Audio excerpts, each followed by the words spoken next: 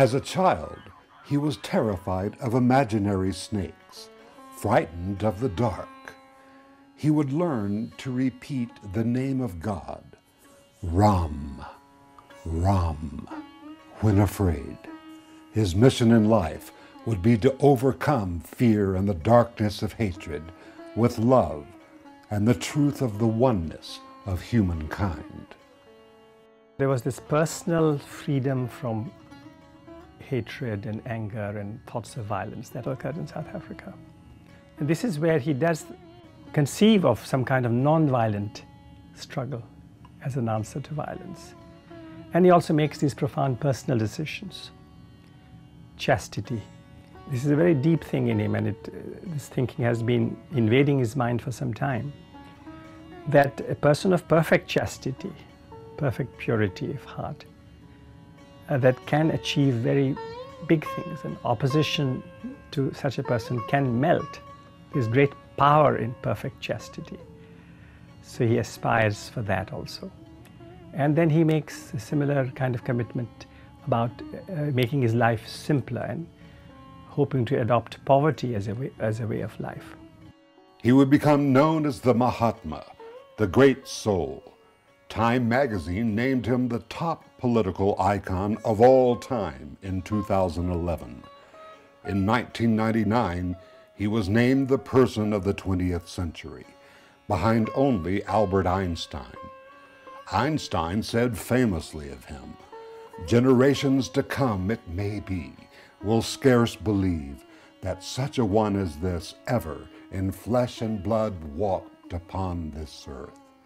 Now comes a history-making documentary that will look at why Gandhi may be essential to solving the global crises of the 21st century and capture for the ages the priceless memories of those still among us who knew him. As soon as the fast began, there was complete, not only silence, but also quiet of mind. Absolutely equilibrium and peacefulness. And so in his daily practice, every morning and evening, he had his prayer services, which were truly interfaith prayers. We would all sit in an open room like this without any religious symbols. And we would pray in Christian prayers, Muslim prayers, Hindu prayers, and Buddhist prayers, and all different prayers. And everybody who participated belonged to various different religious groups there. So those are very tough days, this time when I was often with him. He's aware of the great hates that are taking place. People say that they love him, they call him the father of the nation, but he also knows that they are intensely dissatisfied. The Hindus want something, the Muslims want something, the Sikhs want something. And so there are these swirls of real anger and hatred surrounding him. But he tells them, I want you to pray that if I'm killed, that I will forgive my assailant. So he wants not only himself to have this freedom of hatred for his assailant, he wants the Muslims also to forgive the Hindu killer of future Hindu killer, and vice versa. So he's trying to teach not just the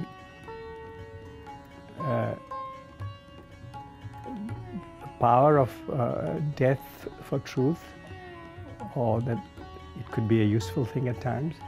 He's also establishing forgiveness as a value. And yet, whenever I was with him, or my siblings and I were with him, he was chuckling away, he was teasing us, we were teasing him. He gave a warm embrace, he gave a slap on the back as his form of greeting. So he certainly was bubbling always. There is this Gandhi who loves life and makes life merry in conversation with his friends, but simultaneously he speaks from an early age of being ready to be killed. Surya Haya Dhalto Akash Mlan Thayo Che. As he falls, says Ram, Ram. Prakash Lohit वर्ण नभ मारेला दर्शन. So I walked along with all these hundreds of thousands of people to this place where his body was cremated, and then a day or two thereafter, as is the Hindu practice, the male descendants of the deceased collect the bones from the. So that is, of course, a strong memory in me, along with some cousins of mine, brother of mine. We did that work,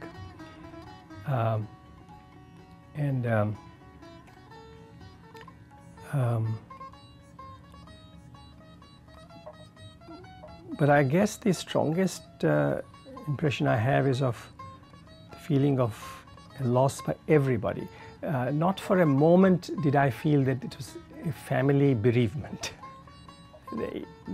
That thought never crossed my mind. Yes, I knew it was my grandfather who had been killed, but everybody was weeping and in grief that somebody very close to them had been killed. My grandfather used to say that peacemakers are like farmers. They go out, like the farmer goes out into the field and plants seeds and hopes and prays that he'll get a good crop from there. So in the same way, the peacemakers must just go out and plant seeds in the minds of people. 65 years after his assassination, nonviolent change and an insistence on the right of every person to freedom from tyranny in all its forms is emerging across the planet. We have to teach nonviolence at every level of society. The most important thing in our own lives is that we find inner peace and happiness. We're born to be happy. And happiness and peace, like everything else, there are steps to it. And you follow those steps and you can come into inner peace and happiness.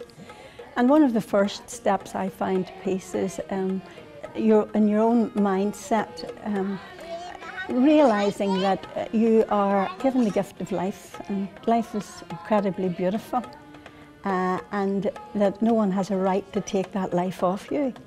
And by the same natural law of justice, we have no right to take another human life.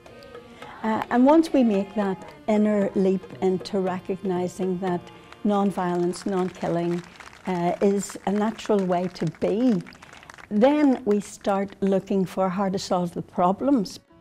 Well, Gandhi had this audacity. How many people can say, my life is my message? It takes a lot of cheek to say that. Most of us would say, my life is not my message. My message is much greater than my poor, weak, terrible life. But this man has the guts to say, my life is my message. He puts his life on the line. He makes it transparent. He allows every kind of curiosity. He admits everything. His doors are always open. So I think that's why the world is willing to adopt him, accept him as a fellow searcher, fellow seeker. And he said, I don't want followers. I want fellow seekers. And Gandhi's was a super heroic effort